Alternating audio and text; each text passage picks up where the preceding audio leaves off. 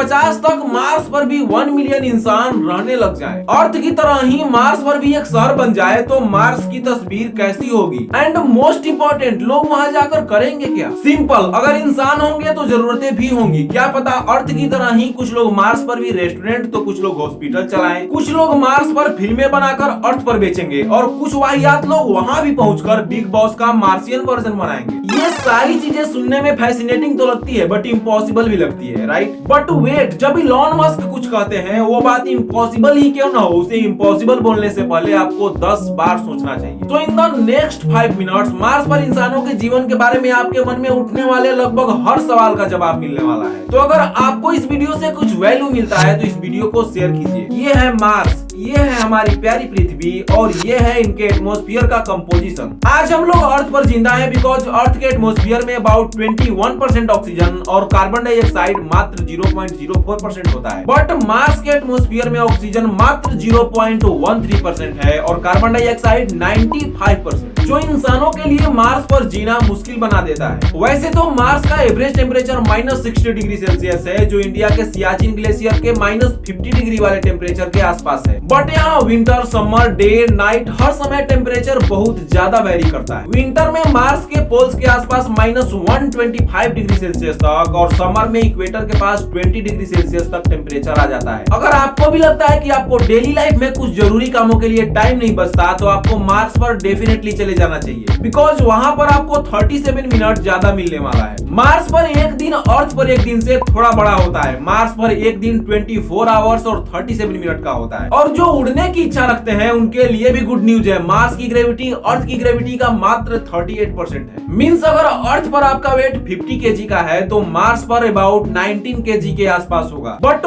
One major problem, अर्थ Mars से काफी दूर है। अर्थ से मून की दूरी 2,50,000 माइल्स की है और 1969 में नील आर्मस्ट्रांग को अपोलो 11 स्पेस फ्लाइट से मून पर पहुंचने में अबाउट 4 डेज का टाइम लगा था, जबकि अर्थ से मार्स की दूरी 250 मिलियन माइल्स की है, जहां पहुंचने में अबाउट 9 मंथ का टाइम लगेगा। दुनिया में अब तक जितने भी मार्स मिशन रह चुके हैं उनका एग्जैक्ट सक्सेस या फेलियर रेट पता करना तो मुश्किल है, बट ऐसा कहा जाता है कि आधे फेल हो चुके हैं। इन सारे पास्ट एक्सपीरियंसेस से इसका अंदाजा तो इलॉन मस्क को भी है कि मार्स पर इंसानों को बसाना कोई आसान काम नहीं है। उन्हें पता है मार्स पर इंसानों को पहुंचाने के लिए और शुरू में उनके लाइफ के लिए जरूरी सप्लाईज को पहुंचाने के लिए एक मजबूत रॉकेट की जरूरत होगी जो बीच में खराब ना हो, पावरफुल हो और ये रीयूजेबल होना चाहिए। मींस मार्स पर लोगों और सामानों को पहुंचाकर वापस अर्थ पर आ सके, वरना मार्स पर ही रॉकेट्स की कबाड़ लग जाएगी और पैसों की बर्बादी अलग। इमेजिन 10 लाख लोगों को दिल्ली से मुंबई बस में पहुंचाना हो और जो बस मुंबई जाएगी वो वापस दिल्ली आए ही नहीं, तो मुंबई का वो हिस्सा शहर कम और बस स्टैंड ज्यादा लगने लगेगा और ये ट्रांसपोर्टेशन का सही तरीका भी नहीं है। इसलिए इलॉन मस्क की एरोस्पेस कंपनी स्पेसएक्स 2018 से ही एक स्पेशल रॉकेट बनाने में लगी है जिसको स्टारशिप का नाम दिया गया, जो न सिर्फ मार्स पर जाएगा बल्कि वापस भी आएगा। स्टारशिप अब तक दुनिया का सबसे बड़ा और पावरफुल रॉकेट होगा जो 100 टन ऑफ वेट आराम से मार्स तक पहुंचा सकता है। 100 ton of weight means about 40 elephants के वेट के बराबर। इलॉन मस्क के इस ट्वीट के अनुसार 2050 तक मार्स पर 1 मिलियन लोग होंगे, जो इलाहाबाद या चंडीगढ़ जैसे सिटी के पूरे पॉपुलेशन को मार्स पर ले जाने के बराबर होगा। सुनकर सब कुछ कितना बढ़िया लग रहा है, वाओ, ह्यूमन रेस के लिए इससे बड़ा अचीवमेंट क्या हो सकता है। बट वेट, ये चीजें काफी कॉम्प्लिकेटेड है। मार्स के लिए जब भी स्टारशिप लॉन्च करना होगा, इससे पहले कि वो मार्स के लिए जर्नी स्टार्ट करे, उसमें दोबारा फ्यूल भरना होगा। रॉकेट भले ही पावरफुल है बट अर्थ के ग्रेविटी से बाहर निकलने में ही इसके फ्यूल का एक बड़ा हिस्सा खर्च हो जाएगा। अगर मार्स के लिए एक स्टारशिप लॉन्च करना है तो साथ में दूसरा रॉकेट भी लॉन्च करना होगा ताकि मार्स के लिए जर्नी शुरू करने से पहले उसको रिफ्यूल किया जा सके, यानी आकाश में ही उसमें फ्यूल भरा जा सके। अर्थ और मार्स के बीच की दूरी हमेशा बदलती रहती है। जब भी मार्स के लिए अर्थ से रॉकेट लॉन्च करना होता है तो उस समय को चुना जाता है जब मार्स और अर्थ के बीच की दूरी सबसे कम होता है। इस स्पेसिफिक टाइम को ट्रांसफर विंडो कहा जाता है, जो हर 26 महीने में मात्र एक बार आता है। मार्स पर जीवन बसाने में आने वाले चैलेंजेस यहीं खत्म नहीं होते बिकॉज जब स्टारशिप मार्स पर पहुंचेगा सारा फ्यूल खत्म हो चुका होगा। जो कोई भी मार्स पर शुरू में सेटल होगा उसे एक फ्यूल प्रोडक्शन फैसिलिटी सेटअप करना होगा। होगा। जो फ्यूल स्टारशिप में यूज होगा उसे बनाने के लिए मार्स पर मौजूद आइस को वाटर यानी H2O के रूप में यूज किया जाएगा और मार्स के एटमॉस्फेयर में मौजूद कार्बन डाइऑक्साइड के हेल्प से इस फ्यूल को बनाया जा सकता है। इलॉन मस्क का प्लान है 2024 तक एक अनक्रूड रॉकेट मींस बिना इंसान वाला स्पेसक्राफ्ट मार्स पर भेजा जाएगा और इलॉन मस्क कॉन्फिडेंट है 2026 तक मार्स के सरफेस पर इंसान पैर रख चुका होगा। बट हाउ 2050 तक मींस सिर्फ अगले 25 सालों में 10 लाख लोग मार्स पर कैसे पहुंचेंगे? 2025 से 2050 के बीच अबाउट 12 ट्रांसफर विंडो होंगे जब रॉकेट्स को मार्स पर भेजा जा सकता है। हर ट्रांसफर विंडो में अबाउट 1000 स्टारशिप मार्स पर भेजे जाएंगे और हर स्टारशिप में 100 लोग होंगे मींस हर ट्रांसफर विंडो में अबाउट 1 लाख लोग मार्स पर भेजे जाएंगे। इसी तरह से अगले 12 ट्रांसफर विंडो में 1 मिलियन लोग मार्स पर आसानी से भेजे जा सकते हैं। आप सोच रहे होंगे ये लोग वहाँ खाएंगे क्या सारा फूड सप्लाई यहीं से ले जाना होगा?